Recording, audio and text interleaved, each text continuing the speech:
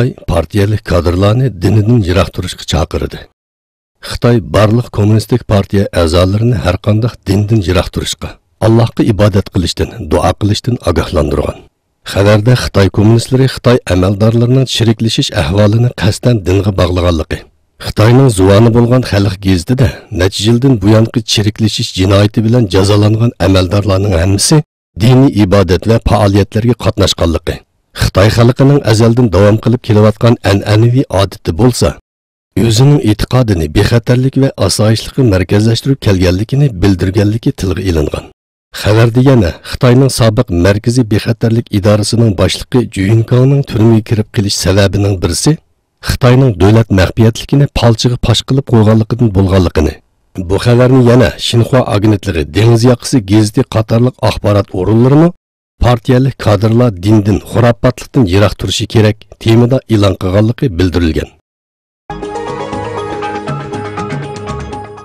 Sharqiy Turkistonning tarixiy madaniyatini tonishtirish faoliyati ilib berildi. Iqlima Xotun qiz o'quvchilar yurtida Sharqiy Turkistonning tarixiy madaniyatini tonishtirish faoliyati ilib berildi.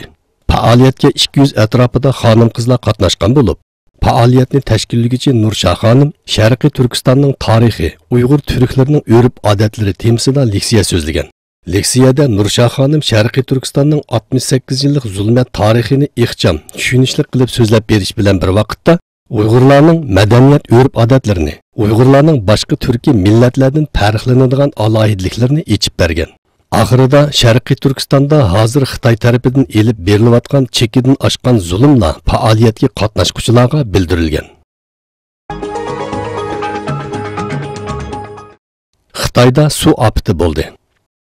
Xitoyning Xubey o'lkasida qattiq yomg'ir sababli ofat yuz bergan. Qattiq yomg'ir keltirib chiqargan ofatda 5 kishi o'lgan, 8500 uy o'rilib tushgan. 253 ming gektardan ortiq terilgan yer ziyonga uchirgan. 608 million dollarlik moddiy ziyon kelib chiqqan. 26700 kishi bexatar joylarga o'rinlashtirilgan.